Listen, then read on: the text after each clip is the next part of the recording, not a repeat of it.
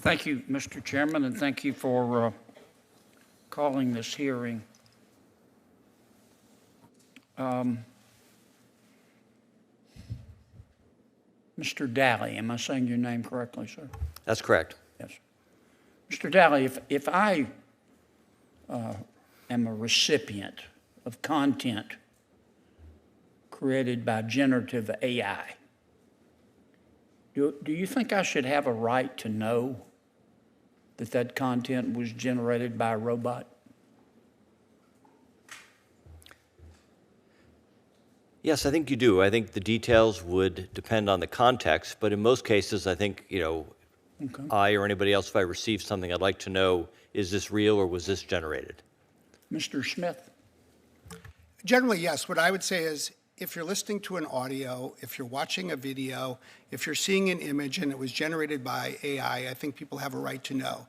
The one area where I think there's a nuance is if you're using AI to, say, help you write something. Maybe it's helping you write the first draft. Just as I don't think any of us would say that when our staff helps us write something, we're obliged to give the speech and say, now I'm going to read the paragraph that my staff wrote. You make it your own. And I think the written word is a little more complex, so we need to think that through. But as a broad principle, I agree with that principle. Professor?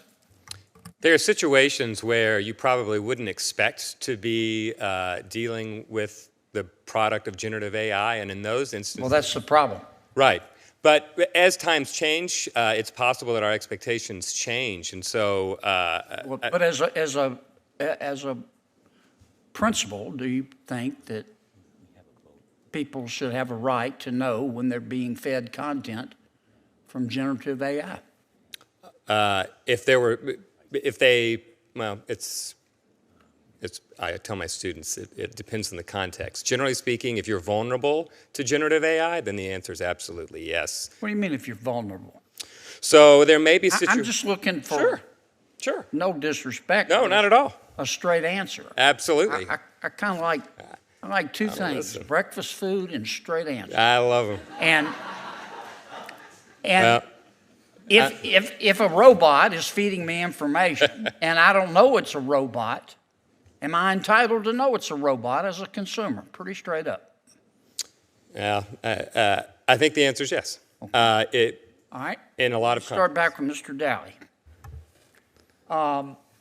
Am I entitled to know who owns that robot and where that content came from? I know it came from a robot, but somebody had to goose the robot to make it give me that content. Am I entitled as a consumer to know who owns the robot? I think that's a harder question that depends on the particular context. I think, if somebody is feeding me a video and it's been identified as being generated by AI, I now know that it's generated, it's not real. If it's being used, for example, in a political campaign, then I would want to know who But let me stop you. informed it. Let's suppose I'm looking at a video and it was generated by a robot. Would it make any difference to you whether that robot was owned by, let's say, President Biden or President Trump? Don't you want to know in evaluating the content who owns the robot and who prompted it to give you this information? I would probably want to know that. I don't know that I would feel it would be required for me to know that. How about you, Mr. Smith? I'm generally a believer in letting people know not only that it's generated by a computer, but who owns the program that's doing it. The only qualification I would offer, and it's something you all should think about and would know better than me, there are certain areas in political speech where one has to decide whether you want people to act with anonymity. The Federalist Papers were first published under a pseudonym. And I think in the world today, I'd rather have everybody know who's speaking. Okay, But you should think about it. Professor? I'm afraid I'm going to disappoint you again, Senator, with a not straight answer, but I agree. How do you feel about breakfast food? Right. I am pro-breakfast food. Okay. So we agree on that. I agree with Mr. Smith. I think that there are circumstances where you'd want to preserve anonymous speech, and there are some where you absolutely would want to know who. Okay. Well, I'm not I don't want to go too over. Obviously, this is an important subject, and the extent to which I think, let me rephrase that, the extent of most senators' knowledge in terms of the nuances of AI, their general impression is that AI has extraordinary potential to make our lives better if it doesn't make our lives worse first. And that's about the extent of it. In my judgment, we're not nearly ready to be able to craft a bill that looks like somebody designed it on purpose. I think we're more likely to take baby steps. And I ask you those questions predictably because Senator Schatz and I have a bill. It's very simple.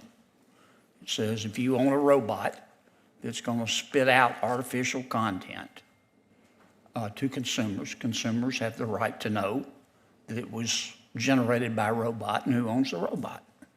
And I think that's a good place to start. But again, I want to thank my colleagues here, my chair and my ranking member. They know a lot about this subject, and I want to hear their questions too.